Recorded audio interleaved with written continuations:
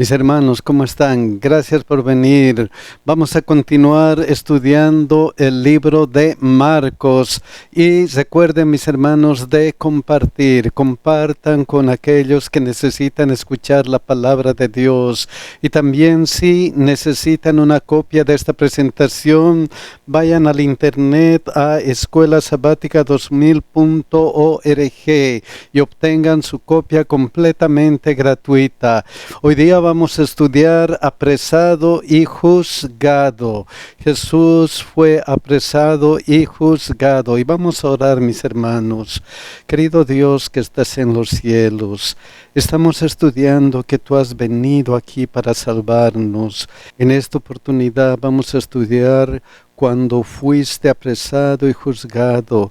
Queremos que abras nuestro entendimiento para que este estudio llene nuestros corazones. Ayúdanos, Señor, a consagrarnos a ti. Señor, cuida de nuestros hermanos que tienen pedidos especiales.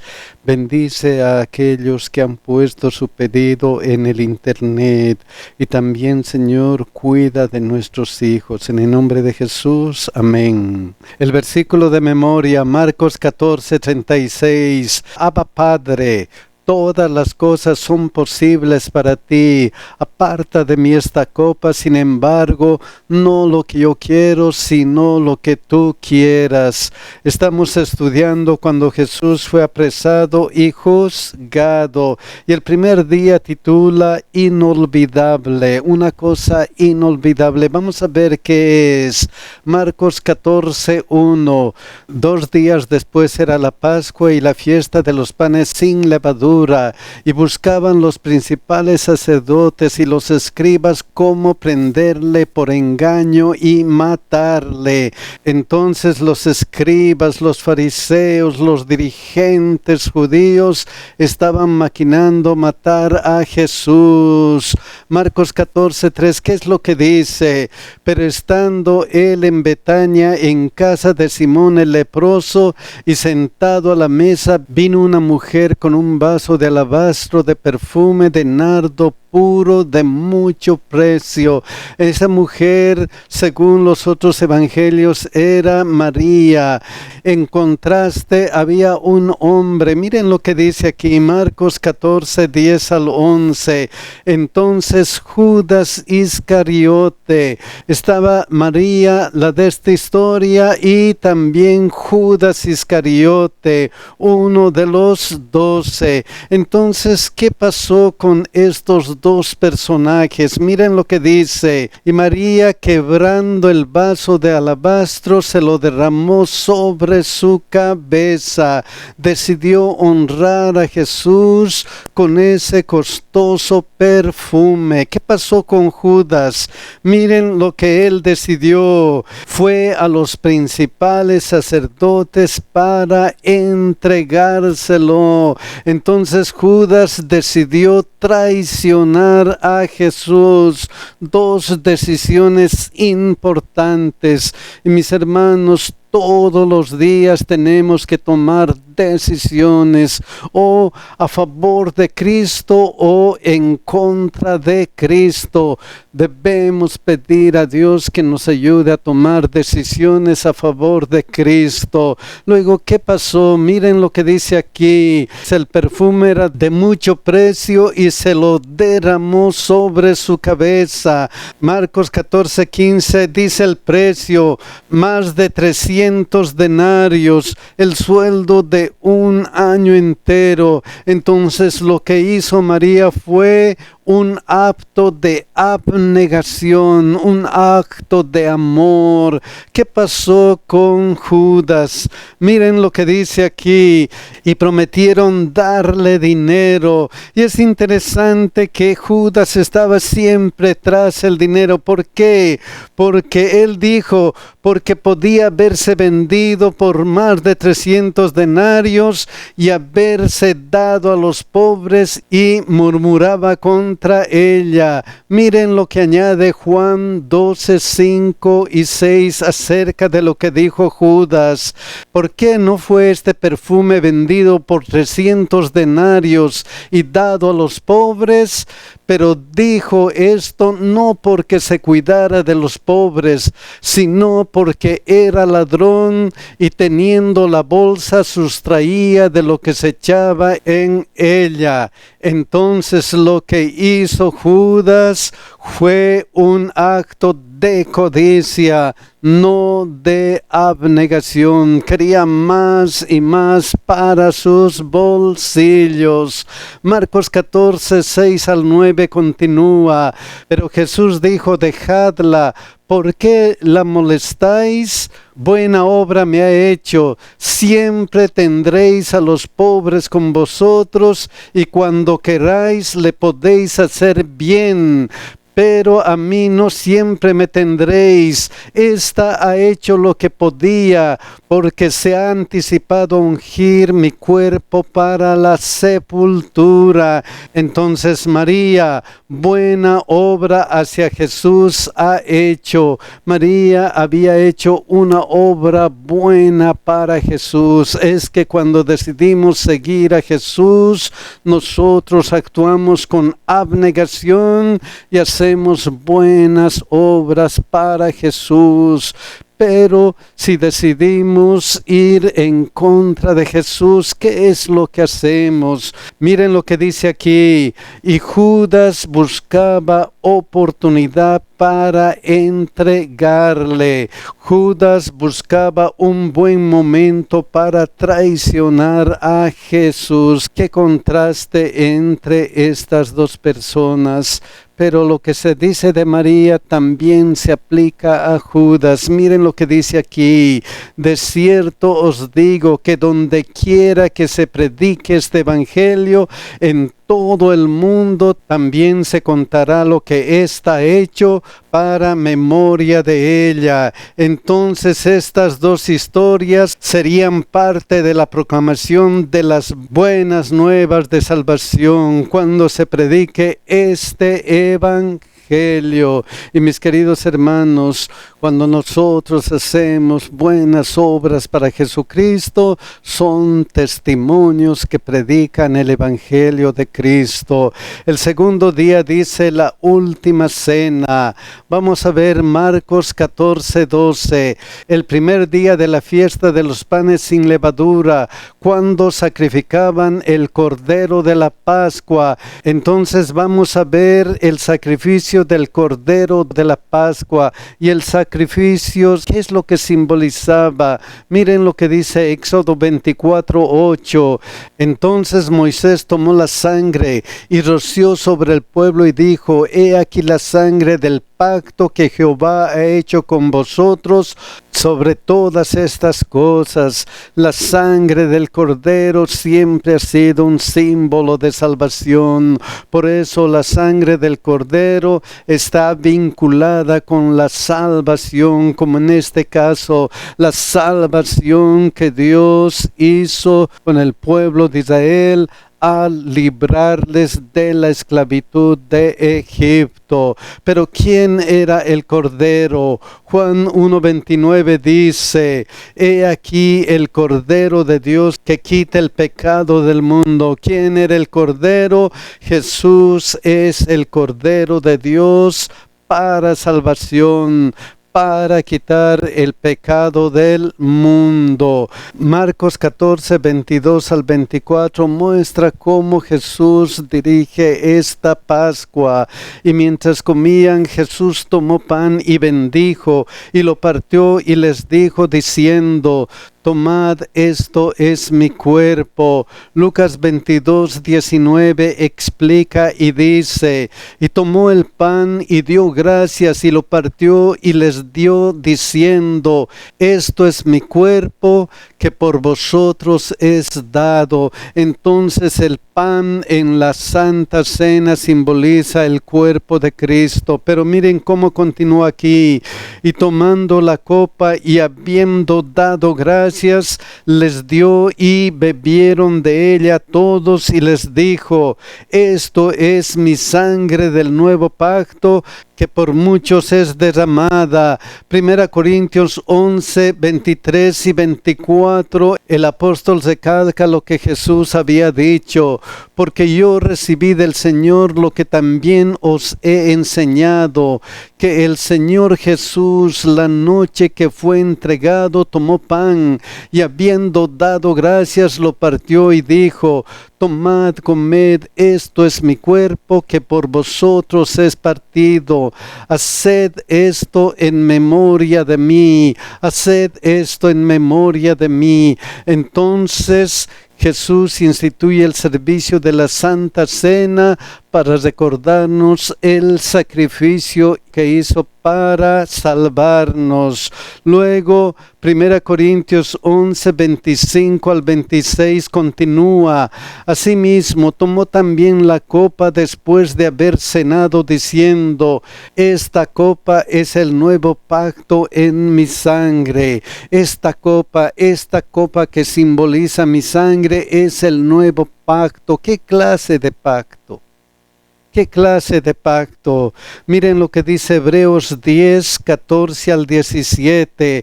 Porque por una sola ofrenda hizo perfectos para siempre a los santificados, y nos atestigua lo mismo el Espíritu Santo, porque después de haber dicho: este es el pacto que haré con ellos después de aquellos días, dice el Señor, pondré mis leyes en sus corazones y en sus mentes las escribiré. Añade: y nunca más me acordaré de sus pecados y transgresiones.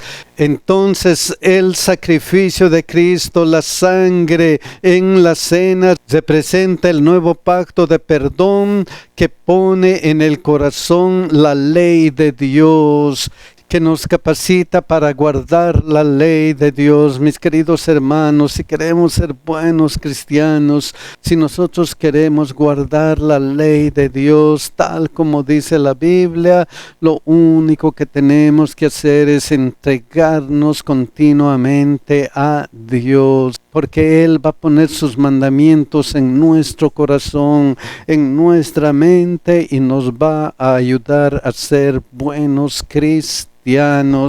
En este caso, eso es lo que simboliza la cena del Señor. Luego miren lo que dice: haced esto todas las veces que la bebieres en memoria de mí. Así pues, todas las veces que comieres este pan y bebieres esta copa, la muerte del Señor anunciáis hasta que Él venga. Entonces participaremos de la cena hasta que Jesús vuelva. Pero la historia continúa. Marcos 14, 27 al 31 dice: entonces Jesús les dijo: todos os escandalizaréis de mí esta noche, porque escrito está: heriré al pastor y las ovejas serán dispersadas.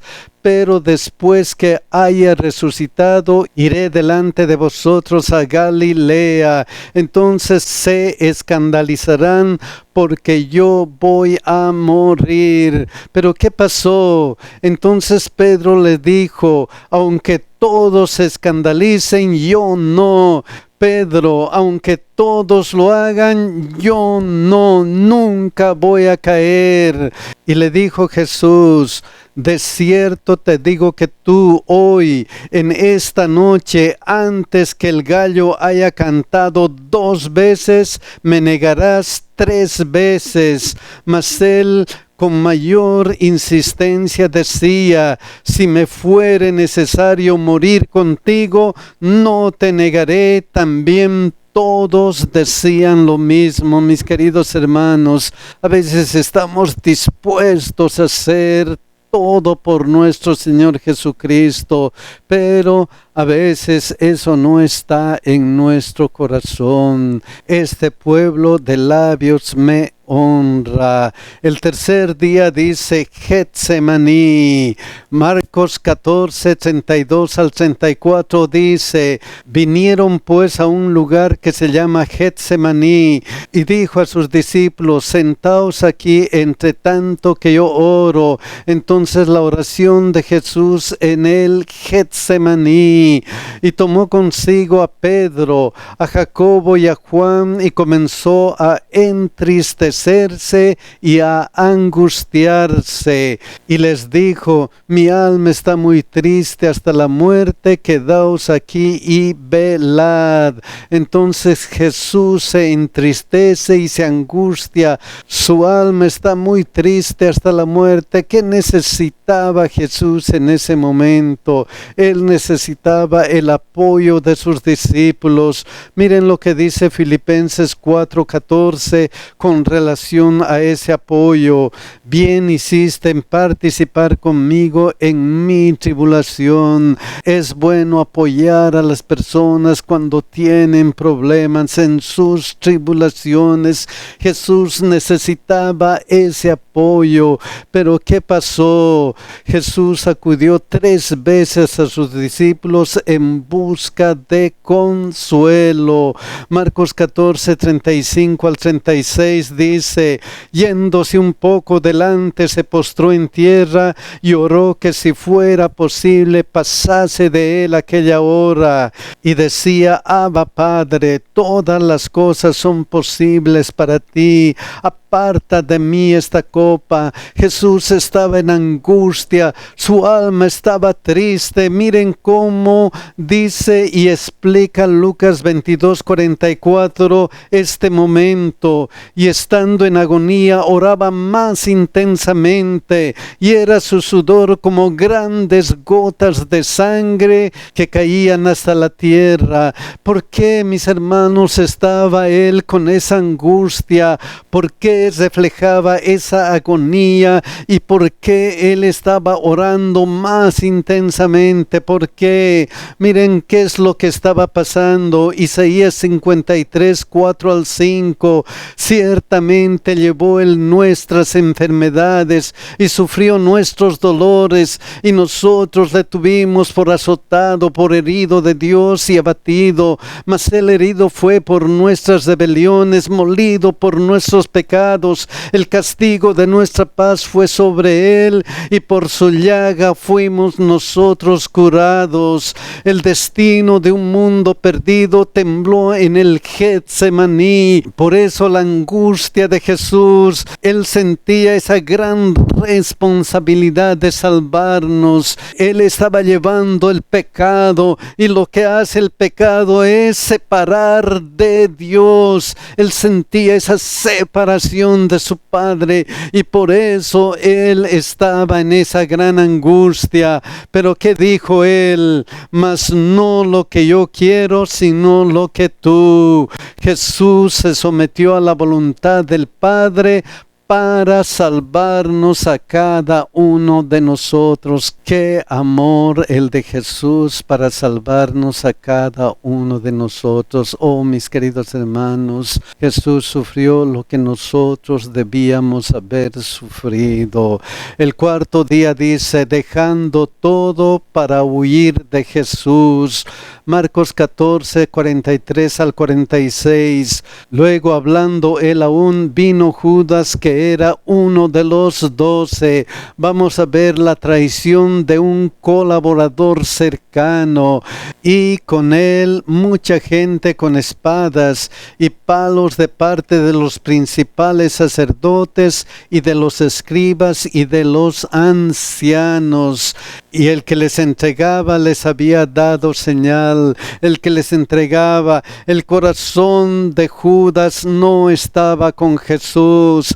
Recordando Juan 12, 5 y 6, porque no fue este perfume vendido por 300 denarios y dado a los pobres, pero dijo esto no porque se cuidara de los pobres, sino porque era ladrón y teniendo la bolsa sustraía de lo que se echaba en ella. Finalmente esa su codicia venció al amor que podía tener por Cristo. El amor de Judas al dinero era más fuerte que el amor a su Salvador. Pero ¿cómo fue esa entrega? Les había dado señal diciendo: al que yo besare, ese es, prendedle y llevadle con seguridad. Entonces la traición fue un acto pensado y deliberado. Y luego, ¿qué pasó? Y cuando vino, se acercó luego a él y le dijo: maestro, maestro, y le besó.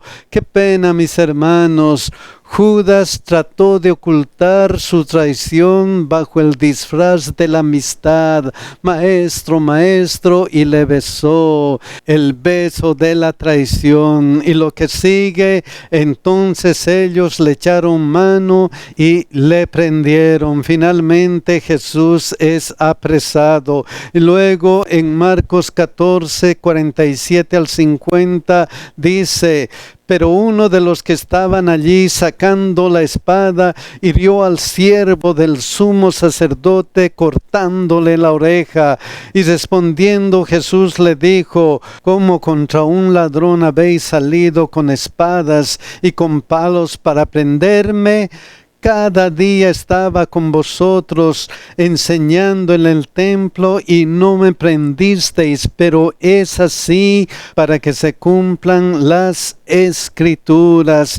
Entonces Jesús fue apresado y la misión de Jesús se estaba cumpliendo para que se cumplan las Escrituras. Luego, ¿qué pasó? Entonces todos los discípulos, dejándole, huyeron, tal como había dicho Jesucristo: ustedes se van a escandalizar de mí. El último día refleja quién eres. Y es una pregunta interesante porque Marcos 14, 53 al 54. Trajeron pues a Jesús al sumo sacerdote y se reunieron todos los principales sacerdotes y los ancianos y los escribas. Entonces Jesús es llevado ante el Sanedrín. Marcos 14, 55 al 56 dice: y los principales sacerdotes y todo el concilio buscaban testimonio contra Jesús para entregarle a la muerte. Entonces buscaban testimonio contra Jesús. Pero ¿qué pasaba? Pero no lo hallaban, porque muchos decían falso testimonio contra él, mas sus testimonios no concordaban. Los testimonios son falsos, no pueden condenar a Jesús. Él no había hecho nada malo. Él había venido para salvarnos a cada uno de nosotros y su vida estaba en perfecta armonía con lo que él mismo había dicho. Luego miren lo que dice Marcos 14, 60. Entonces el sumo sacerdote, levantándose en medio, preguntó a Jesús diciendo: ¿no respondes nada? ¿Qué testifican estos contra ti? Marcos 14, 61 al 64. Mas él callaba y nada respondía. El sumo sacerdote le volvió a preguntar y le dijo: ¿eres tú el Cristo, el Hijo del Bendito? Entonces, como los testimonios eran falsos, el sumo sacerdote pregunta si él es el Cristo, el Hijo del Bendito. Y Jesús le dijo: yo soy, y veréis al Hijo del Hombre sentado a la diestra del poder de Dios y viniendo en las nubes del cielo. Entonces esta vez Jesús admite que es el Mesías, y como Jesús esta vez admite que es el Mesías, el Salvador, entonces el sumo sacerdote, rasgando sus vestiduras, dijo: ¿qué más necesidad tenemos de testigos? ¿Habéis oído la blasfemia? ¿Qué os parece? Y todos ellos condenaron, declarándole ser digno de muerte. Entonces Jesús es condenado a muerte solamente porque admitió que es el Mesías, que es nuestro Salvador. Y como todo lo que dice Jesús se cumple, esta vez también se cumplió lo que le dijo a Pedro. Marcos 14, 65 y 66. Miren lo que dice esta parte. Estando Pedro abajo en el patio, vino una de las criadas del sumo sacerdote. Marcos 14, 71 al 72. Entonces él comenzó a maldecir y a jurar: no conozco a este hombre de quien habláis. Y el gallo cantó la segunda vez. Entonces Pedro se acordó de las palabras que Jesús le había dicho: antes que el gallo cante 2 veces, me negarás 3 veces. Y pensando en esto, lloraba. Pedro recuerda la predicción de Jesús. Mis queridos hermanos, cuando Jesús dice algo, lo cumple. Él dijo: voy a venir para salvarles. Y aquí hemos visto que Él fue condenado sin merecerlo. Quienes merecían ser condenados somos nosotros, pero Cristo se dio a sí mismo para salvarnos. Ojalá que nosotros aceptemos a Cristo, aceptemos esa salvación y estemos listos para llegar a la patria celestial. Que Dios nos bendiga, mis hermanos.